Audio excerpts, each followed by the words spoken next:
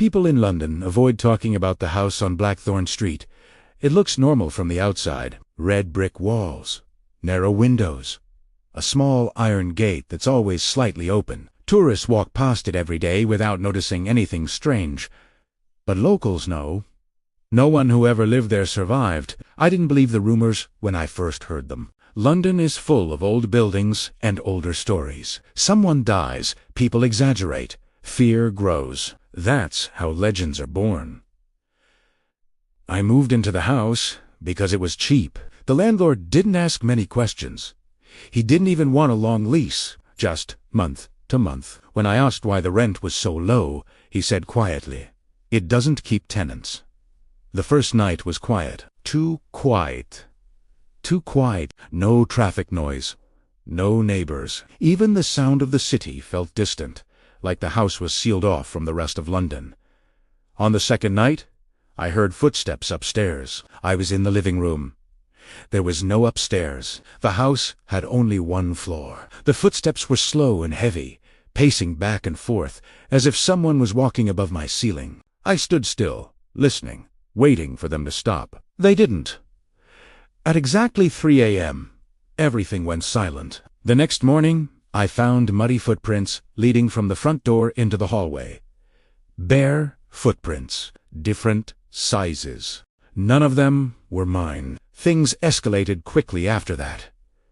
Doors opened on their own. The smell of damp earth filled the rooms late at night. I started hearing whispers, always from behind walls, never clear enough to understand. One night, while brushing my teeth, I noticed something wrong with the mirror. My reflection was breathing. I wasn't. I dropped the toothbrush and stepped back. The reflection stayed there, starting at Mayet's eyes, slowly widening as if it had just realized I could see it. That night, I searched the house online.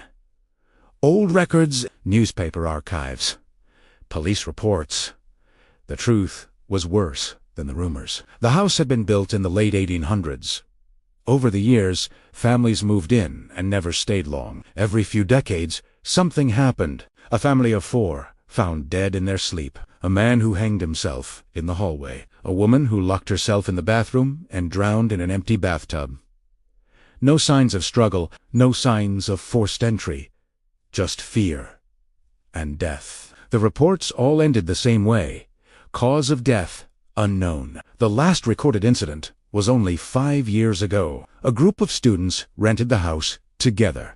None of them made it out alive. Police sealed the house for months, then quietly put it back on the market. That night, I didn't sleep.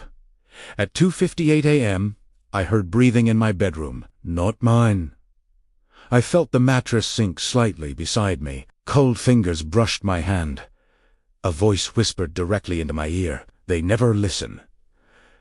I turned on the light. The room was full. Shadows stood pressed against the walls, overlapping, twitching, whispering to each other. Faces formed and vanished in the darkness. I recognized fear in their expressions. Not anger, not hatred. Fear. They weren't haunting the house. They were trapped in it. At 3 a.m., the shadows moved closer. The last thing I heard was the same whisper, louder now. No one survives the night. I don't remember escaping. I woke up outside the house, lying on the pavement as the sun came up. Police cars surrounded the building. An officer kept asking me how I got out. I didn't have an answer. The house was sealed again after that. Windows boarded up. Gates chained shut. But if you walk past Blackthorn Street late at night, you'll notice something strange. The lights are sometimes on inside, and silhouettes move behind the windows, waiting for the next person who doesn't believe the stories